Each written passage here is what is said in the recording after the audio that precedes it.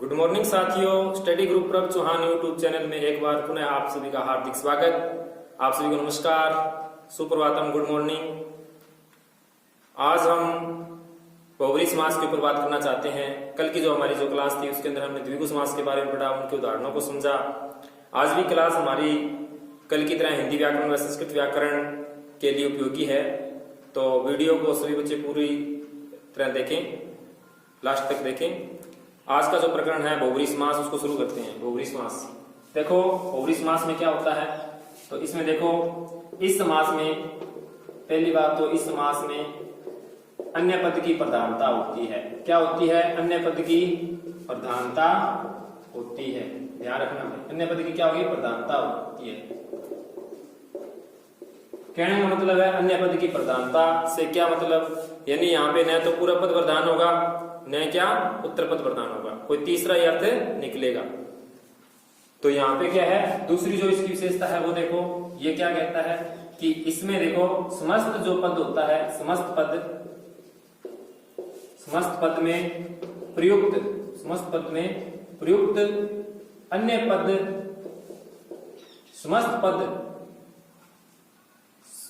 पद जो प्रयुक्त हो रहा है, समस्त पद जो प्रयुक्त अन्य पद के लिए प्रयुक्त होगा, यानी अन्य पद के विशेषण के रूप में प्रयुक्त होगा, अन्य पद के विशेषण के रूप में प्रयुक्त होगा, विशेषण के रूप में प्रयुक्त होगा।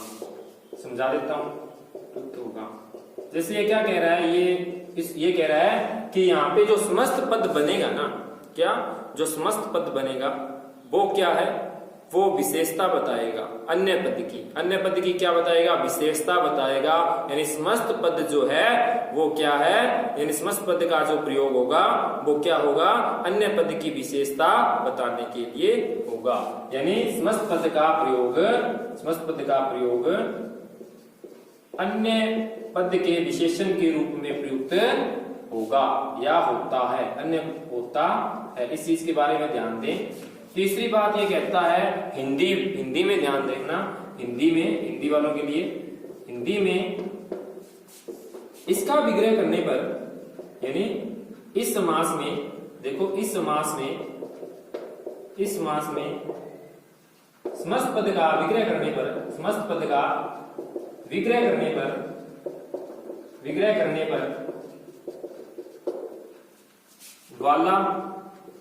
वाला जिसको, जिसका, जिसकी, जिसको, जिसके, वाला, जिसका, जिसकी, जिसके, जो, वह शब्द प्रयुक्त होते हैं।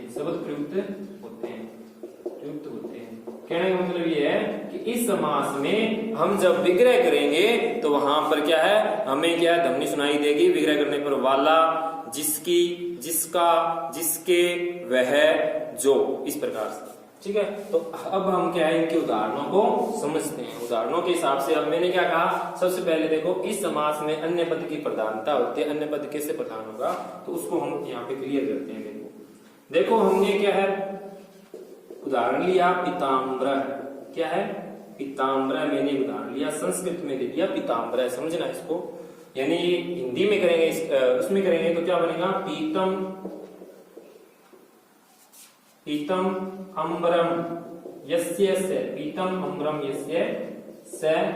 कहने का मतलब यह है कि पीतम अम्बरम यस्य से, यानी पीला है वस्त्र जिसके, यानी जिसने पीला वस्त्र धारण कर रखा है वो, यानी कौन? पीताम्बर। पीले वस्त्र किसने कौन धारण करते हैं? तो विष्णु जो भगवान है ना, वो क्या है, पीले वस्त्र धारण करते हैं। यानी ध्यान रखना, एक सबसे बड़ी बात है, इसके अंदर जितने भी देवी देवता जो हैं वो क्या है, उनके लिए जो शब्द प्रयुक्त होते हैं देवी देवताओं के लिए, तो वो सारे क्या बहुब्री के अंदर लगभग आते हैं। लगभग अधिकतर जो शब्द मिलते हैं वो बहुब्री के अंदर मिलेंगे। इस चीज के बारे में ध्यान रखना। तो पीताम्बर का वैसे अर्थ देखें तो क्या है? विष्णु है। और इसका हिंदी अर्थ करेंगे तो क्या होगा? पीला वस्त्र जिसके है, वह मैंने क्या कहा, यानी देखो पीला वस्त्र है जिसके वह, यहाँ पर पीता है तो यानी पीला अर्थ है, अंबर यानी क्या है, वस्त्र है, पीला वस्त्र, तो इसका मतलब यानी ना तो यहाँ पे पीला पद प्रधान है, ना कोई अंबर यानी उत्तर पद प्रधान है, ना पूर्व पद प्रधान है, ना उत्तर पद प्रधान है, यानी ना पीला जो है पीतम ये प्रधान है, न अंबर जो है ये प्रधान है। यहाँ पे कोई तीसरा अन्य अर्थ प्रधान है, क्या है, विष्णु भगवान।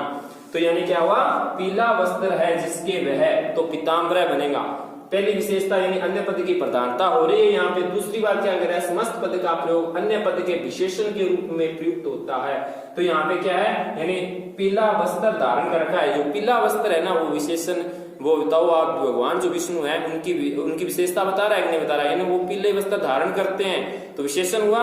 उसके बाद में तीसरी बात क्या कह रहा है, हिंदी में इस समास में समस्त पद का विग्रह करने पर वाला है, जिसके, जिसकी, जिसके, जिसका या वह जो शब्द आते हैं, तो जिसके ये रहा और वह शब्द ये रहा। तो इस प्रकार से ये तीनों विशेषता में इसमें एक उदाहरण में मैंने बता दी, और क्या बनेगा, पीताम्बर बनेगा। अब एक चीज ध्यान रखना, संस्कृत वालों के लिए मैंने उसी क्रमधारय समास जब पढ़ा रहा था उस टाइम मैंने बताया था कि पीताम्बर जब आ जाए, क्या आ जाए, पीताम्बर विसर्ग जब लगे हो तो वहां पर क्या है, कोई अन्य अर्थ ले रहा है, तो यानी क्या बनेगा वहां पे, यानी पीताम्बर बना, वहां पे विष्णु भगवान के बारे में कह रहा है, इसलिए बहुव्रीहि समास होगा।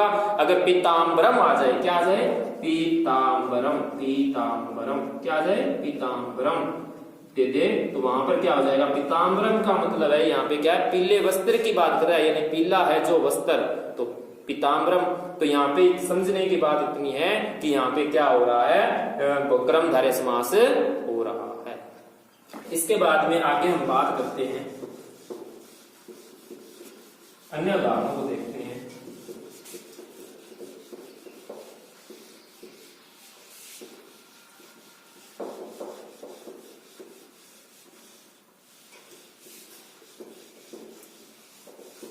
देखो अब इसके अंदर क्या है, कुछ समानाधिकरण, संस्कृत में कह देते हैं समानाधिकरण बहुव्रीहि समास।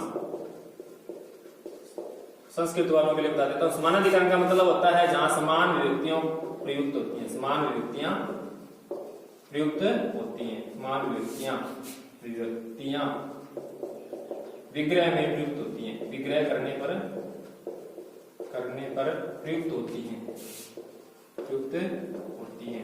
उसे बोलते हैं समानाधिकरण। ठीक है, समान विभक्तियां, दोनों पदों में क्या होंगी, समान विभक्तियां आएंगी, इस चीज के बारे में है। ठीक है, फिर उसके अंदर देखो इसके उदाहरणों को समझते हैं। ये क्या कहता है, देखो उदाहरण लिया मैंने, एक है प्राप्तोदकम, क्या लिया, प्राप्तोदकम। प्राप्तोदकम में देखो, प्राप्तोदकम का हिंदी भी देखेंगे, हिंदी विग्रह भी देखेंगे और संस्कृत विग्रह भी देखेंगे, और बड़ा कैसे वो भी देखेंगे।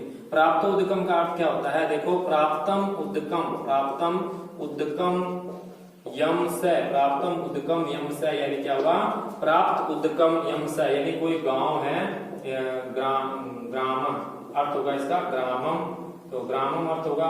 हिंदी अर्थ क्या होगा, हिंदी अर्थ देखो, यानी इस प्राप्त हो गया है जल, प्राप्त उदक का मतलब जल, यानी प्राप्त हो गया है जल, जिसको वह, यानी क्या है, ध्यान से देना, प्राप्त हो गया है जल जिसको वह, ऐसा कोई गांव, तो वहां पे क्या होता है, प्राप्तोदकम।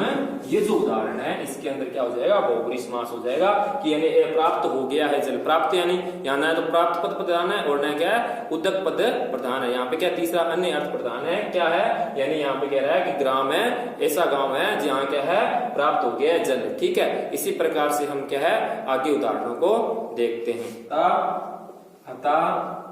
हतः शत्रु, क्या बनेगा, हतः शत्रु। देखो एक उदाहरण है, हतः शत्रु क्या कहता है, ये कहता है कि हतः शत्रुवः, हतः शत्रु यानी हतः शत्रुवः येन से, यानी जिसके द्वारा, क्या कह रहा है, जिसके द्वारा शत्रु मार दिए गए हैं, यानी जिसके द्वारा शत्रु मार दिए गए हैं वह, यानी कोई राजा है जिसने शत्रुओं को मार दिया। यहाँ पे अन्य अर्थ प्रदान हो रहा है, तो इसलिए हतः शत्रु में क्या हुआ, यानी क्या हो गया, बहुव्रीहि समास हुआ, क्योंकि यहाँ पे अन्य अर्थ राजा निकल रहा है। तो इसका हिंदी बनाओगे क्या बनेगा, यानी मारे गए शत्रु जिसके द्वारा वह, यानी राजा। अब क्या निकला? राजा। इसी प्रकार से हमें उदाहरण दे सकते हैं, दत्तम भोजन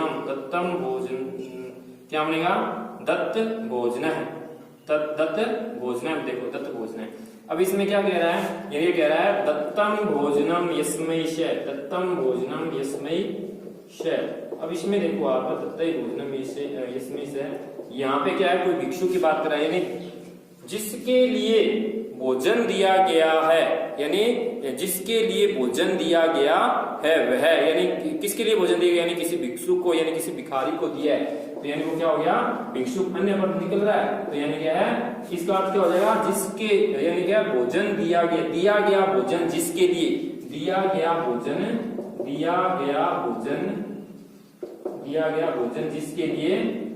जिसके लिए वह, ठीक है, जिसके लिए वह, समझ गए होंगे? यानी क्या है? दत्त भोजन है जो है, इसमें क्या हो जाएगा? बहुव्रीहि समास हो जाएगा। यहाँ पे ध्यान देना, मैंने नोट वहां पे लिखवाया था, इस चीज में ध्यान देना है कि यहाँ पर क्या है? इस समास में एक लिख लो लाइन, इस समास में संस्कृत में नपुंसक लिंग जो शब्द है, पुल्लिंग और स्त्रीलिंग में प्रयुक्त होता है। पुल्लिंग नपुंसकलिंग शब्द है, समस्त पद बनने के बाद यानी समास होने के बाद, समस्त पद बनने के बाद या समस्त पद में पुल्लिंग या स्त्रीलिंग में प्रयुक्त, पुल्लिंग या स्त्रीलिंग में प्रयुक्त होता है, ठीक है। कहने का मतलब ये है कि जहां पर क्या है, हमें लगे कि है तो वो जैसे कोई शब्द है वो है तो नपुंसकलिंग का, लेकिन वो पुल्लिंग और स्त्रीलिंग में प्रयुक्त हो रहा है, तो वहां पे समझ लेना क्या है? यहाँ पे क्या है? बहुव्रीहि समास हो रहा है, क्योंकि कोई अन्य अर्थ ले रहा है। तो अब आगे हम बात करते हैं, दत्त भोजनम हो गया। इसी प्रकार से आप अन्य उदाहरण दे सकते हो, दत्त भोजनम हो गया, पतितम पर्णम, देखो ये उदाहरण है, पतितम पर्णम यस्मात् से, ठीक है। यहाँ मैंने ये विग्रह लिख दिया, कोई बात नहीं। इसका क्या बनेगा? पतित पर्णम बनेगा। क्या बनेगा? पतित पर्णम, पतित पर्ण है बन जाएगा, पतित पर्ण, यानी क्या है? ऐसा पतित पर्णम यस्मात्, ये यहाँ लिखना था, कोई बात नहीं, विग्रह यहाँ लिख दिया मैंने। इसका हिंदी के विग्रह क्या होगा? यानी गिर गया है पत्ता जिससे वह, यानी क्या है? ऐसा वृक्ष है जिससे क्या है? पत्ता गिर गया है, टूट करके कोई पत्ता गिर गया, ऐसा कोई वृक्ष। कोई अन्य अर्थ निकला यानी पतित शब्द न तो प्रधान है, न क्या यहाँ पे पर्ण जो यानी पत्ता है वो शब्द प्रधान है, कोई अन्य अर्थ यानी वृक्ष प्रधान है, तो इसलिए पतित पर्ण जो है इसमें भी कौन सा समास हुआ? बहुव्रीहि समास हुआ। इसी प्रकार से हम अन्य उदाहरणों को देखते हैं। ये सारे जो उदाहरण बता रहा हूं ये समानाधिकरण तत्पुरुष समास के उदाहरण में क्या है? समान विभक्तियां प्रयुक्त होती हैं। आगे देखो इसी प्रकार से, जैसे उदाहरण है, आगे उदाहरण 10 आननानि यस्य स, यानी 10 सिर हैं जिसके वह, 10 सिर हैं जिसके वह, तो क्या हो जाएगा? आपने सुना होगा दशानन, क्या होता है? दशानन होता है यानी रावण। अर्थ क्या निकला? अन्य। 10 सिर हैं जिसके वह, यानी आपने सुना होगा 10 सिर किसके थे? रावण के थे। तो रावण यहाँ दशानन जो हुआ, ये क्या हुआ? यहाँ पे रावण अर्थ है, तो यहाँ पे क्या हुआ? बहुव्रीहि समास हुआ। दशाननम होता, क्या होता? दशाननम यहाँ पे लेते तो क्या हो जाता? ध्यान रखना भाई, दशाननम होता तो वहां पे क्या हो जाता?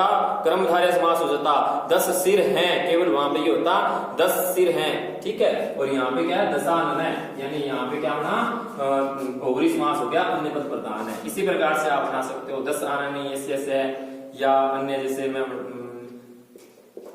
त्रीणि नेत्राणि यस्य स, त्रीणि नेत्राणि यस्य स, यानी 3 नेत्र हैं जिसके, क्या बनेगा? त्रिनेत्र, यानी क्या है? त्रिनेत्र यानी तीन नेत्र किसके हैं? या किस देवता के हैं? तो शिव भगवान है, तो उनके हैं। अगर त्रिनेत्रम आ जाए, क्या आ जाए? त्रिनेत्रम दे दे, तो वहां पे क्या करोगे? वहां पे जो होगा वो कर्मधारय होगा, यहाँ क्या होगा? कर्मधारय होगा। और इसमें क्या हो जाएगा? इसमें बहुव्रीहि होगा। इसमें क्या होगा? बहुव्रीहि समास होगा। त्रीणि नेत्राणि यस्य से 10 आननानि यस्य से, इसी प्रकार से षड आननानि यस्य से 10 सिर हैं जिसके। कौन है 10 सिर वाले? कार्तिकेय, यानी षड आननानि यानी क्या हो जाएगा? षडमुखम कह लो या षडमुखम, यानी यहाँ पे मैंने लिख दिया षड आननानि, यहाँ मुखाणी लिख सकते हो आप 10 मुखाणी, षडमुखाणी यस्य से षडमुखम। तो कौन है? कार्तिकेय, यानी कितने मुख थे उनके? 6 मुख थे। तो कार्तिकेय क्या हो जाएगा? अन्य उदाहरण। षडमुखम नहीं हुआ, षडमुख होगा। षडमुख है, षडमुखम होते क्या हो जाएगा? कर्मधारय है। षडमुख है तो यानी क्या है? कार्तिकेय हो जाएगा। इसी प्रकार से चत्वारि मुखाणी यस्य से, चत्वारि मुखाणी यस्य से 4 मुख हैं जिसके। ऐसे देवता कौन है 4 मुख वाले? तो चतुर्मुख कौन हो जाएंगे? ब्रह्मा, जो ब्रह्म है वो हो जाएंगे। इसी प्रकार से अब हमने क्या है इन उदाहरणों को देखा। एक उदाहरण देखो, वीरः पुरुषः यस्मिन् से, वीरः पुरुषः यस्मिन् से, वीर पुरुष है यानी वीर पुरुष जिसमें है वह, यानी ऐसा कोई गांव अर्थ निकलेगा यहाँ पे, यानी ऐसा कोई गांव जहां पर वीर पुरुष ही रहते हैं तो क्या हो जाएगा? वीर पुरुष है। जो उदाहरण है इसमें क्या हो जाएगा? बहुव्रीहि समास हो जाएगा। यहाँ पे ऐसे लग रहा है कर्मधारय समास भी होना चाहिए, लेकिन यहाँ पे हम क्या करते हैं, जैसे यहाँ पे वाक्य के आधार पर वो आपसे पूछेगा, वाक्य के आधार पे देख करके पूछेगा, तो उसके हिसाब से हमें वहां पे देखना भी कौन सा समास है कौन सा समास नहीं है। ठीक है। इसी प्रकार से देखो अन्य उदाहरण अब देखते हैं। ये तो हो गए समानाधिकरण। अब आता है व्यतिकरण तत्पुरुष समास के उदाहरण। व्यतिकरण तत्पुरुष समास के उदाहरण, व्यतिकरण बहुव्रीहि के उदाहरण देखो। व्यतिकरण बहुव्रीहि का मतलब क्या होता है? यहाँ जो विभक्तियां होंगी, विभक्तियां अलग अलग होंगी। वहां पे समान विभक्तियां थी यहाँ पे, और यहाँ पे क्या विभक्तियां असमान होंगी, असमान विभक्तियां ध्यान रखना। जैसे देखो मैंने लिया चक्कर पानी, क्या है? चक्कर पानी। एक उदाहरण लिया चक्कर पानी। चक्कर पानी में इसका करेंगे ना अलग विग्रह करेंगे तो देखना, चक्रम पाणौ यस्य से, क्या अर्थ हुआ इसका? कहोगे समझ में नहीं आया तो देखो, चक्कर है हाथ में जिसके वह।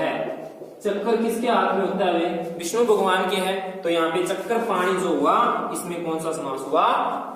बहुव्रीहि समास हुआ। यहाँ पे चक्रम तो यहाँ पे क्या है? एक वचन का रूप है, और यहाँ पे पाणु यानी 2 हाथ है, तो दोनों हाथ है तो इसलिए क्या पाणु हम यहाँ पे दिखाई दे रहा है। तो यहाँ पे क्या है? अलग अलग विभक्तियां दोनों में प्रयुक्त हुई है। चक्र पाणी, चक्रम पाणु यस्य से, चक्र पाणी। इसी प्रकार से आप बना सकते हो चंद्रशेखर आपने शब्द सुना है, तो उसमें क्या हो जाएगा? इसमें चंद्रम शेखरे यस्य से, यानी क्या है? चंद्रमा है शिखर पर जिसके वह, यानी चंद्रमा जिसने सिर के ऊपर धारण कर रखा है वो क्या कहलाता है? यानी क्या है? चंद्रशेखर कहलाता है। सर के ऊपर चंद्रमा किसने धारण कर रखा है? शिव भगवान ने। तो चंद्रशेखर का अर्थ क्या हुआ? शिव भगवान यहाँ पे हो गया। इसी प्रकार से अन्य उदाहरण देखते हैं।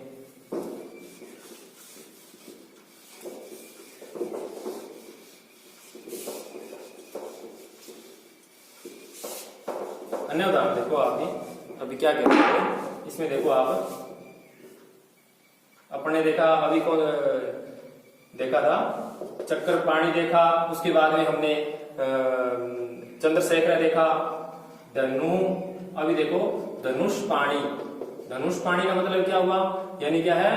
धनु पाणु यस्य से, यानी क्या हुआ? धनुष है जिसके हाथ में वह। धनुष कौन रखते हैं? धनुष से बहुत से कह सकते हैं, श्री राम भगवान है या अन्य अर्जुन, उसके लिए भी यूज कर सकते हैं। तो धनु पाणु इससे से धनु यानी धनुष जिसके हाथ में है वह क्या है? धनुष पाणी होता है। तो यहाँ पे क्या है? बहुव्रीहि समास का ये उदाहरण है, धनुष पाणी हो गया। इसी प्रकार से आप अन्य उदाहरण भी बना सकते हो। अब बात करते हैं, एक आते हैं सपुत्र शब्द है। क्या है? सपुत्र। तो इन उदाहरणों में भी हमें क्या है? ध्यान देना है कि बहुव्रीहि समास होता है। जैसे उदाहरण कुछ देख लो, इसका बनेगा पुत्रेण सह, पुत्रेण सहित है, पुत्र के साथ, सहित यानी साथ, पुत्रेण सहित है। तो वहां पर क्या होता है? सपुत्र बनता है। सपुत्र में बहुव्रीहि समास है, ध्यान देख लेना। उसके बाद में सादरम, सादरम, सादरम में कौन सा हो जाएगा, यानी क्या है, आदरेण सह, आदरेण सह विद्यमान, आदर के साथ में जो विद्यमान है उसे क्या बोलते हैं, यानी सादरम बोलते हैं। सपुत्र सादरम, इसी प्रकार से सबांधवम, सबांधव, सबांधव, सबांधव में क्या हो जाएगा, बांधवई, बांधवई शह विद्यमान, यानी क्या है, बांधव होते हैं यानी जो दोस्त होते हैं उसने उन्हें बोलते हैं अपना बंधु। तो यानी क्या है, दोस्तों के लिए दोस्तों के साथ विद्यमान जो है उसे बोलते हैं सबांधव, यानी आदर के साथ में जो विद्यमान व्यक्ति है उसे हम बोलते हैं सादरम। और इसी प्रकार से सपुत्र। अब अन्य उदाहरणों को हम देखते हैं। कुछ अन्य उदाहरण है हिंदी के अंदर, उन हिंदी में उदाहरणों को देखते हैं। जैसे बहुत से उदाहरण चलते हैं, तो हिंदी व्याकरण में देखो तो उनमें क्या होता है, बहुव्रीहि समास होता है। जैसे मैंने लिख दिया गिरिधर, गिरिधर, तो इसका लोकी वगैरह करें तो क्या होगा, गिरिधर का यानी गिरी यानी पहाड़ धारण कर रखा है जिसने वह, तो पहाड़ किसने धारण किया था, आपको पता है कृष्ण भगवान ने।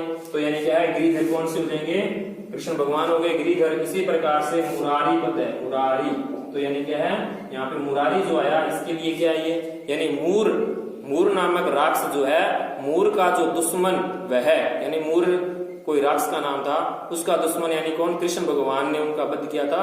तो यानी मुरारी जो क्या है, कृष्ण भगवान है, ये लिया आया मुरारी।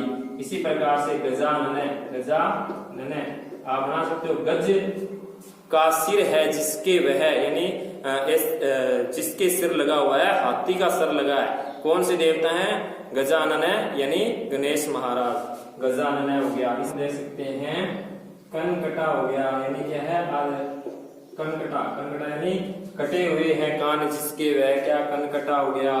सुग्रीव यानी क्या है, जिसकी ग्रीवा सुंदर है, ग्रीवा यानी जो गर्दन है वो सुंदर हो, इसे हम बोलते हैं सुग्रीव है। वाल्मीकि यानी क्या है, वाल्मीकि का मतलब क्या होता है, बल्मिक एक शब्द है, बल्मिक का अर्थ होता है दिमक, यानी क्या है, जो बल्मिक से उत्पन्न हुआ है, यानी वाल्मीकि, दिमक से उत्पन्न होने वाला यानी वाल्मीकि। ये क्या हो गया, इसमें भी क्या है, बहुव्रीहि समास है, सुग्रीव में बहुव्रीहि समास हो गया। इसी प्रकार से आप महादेव है, यानी क्या है, महादेव है यानी महान है जो देव, महादेव आपने सुना होगा, महादेव किसे बोलते हैं, हम शिव भगवान को बोलते हैं, तो महादेव है। इसी प्रकार से आप जितेंद्रिय यानी क्या, जिसने इंद्रियों को जीत लिया है, जितेंद्रिय यानी क्या, इंद्रियों को जिसने जीत लिया है वो जितेंद्रिय हो गए। तो इसी प्रकार से जितेंद्रिय बना दिया अपन ने। बहुत से उदाहरण अन्य हैं, जैसे जलजय, क्या है, जलजय यानी क्या है, जलजय का मतलब क्या हुआ, जल के अंदर जो उत्पन्न होने वाला है, जैसे कमल जल के अंदर उत्पन्न होता है, तो यानी जलजय यहाँ पे क्या कमल है, तो यहाँ इसमें क्या हो जाएगा, बहुव्रीहि समास हो जाएगा। तो आज हमने क्या है, बहुव्रीहि समास के बहुत से उदाहरणों को देखा। कल की जो हमारी क्लास होगी वो द्वंद्व समास के ऊपर रहने वाली है। तो आज के लिए इतना ही है। हंसते रहिए, मुस्कुराते रहिए, लॉकडाउन के नियमों का पालन कीजिए, घर पर रहें, सुरक्षित रहें, नारी का सम्मान कीजिए, बड़ों का आदर कीजिए। कल इसी चैनल फिर आपसे रूबरू होंगे। जय हिंद।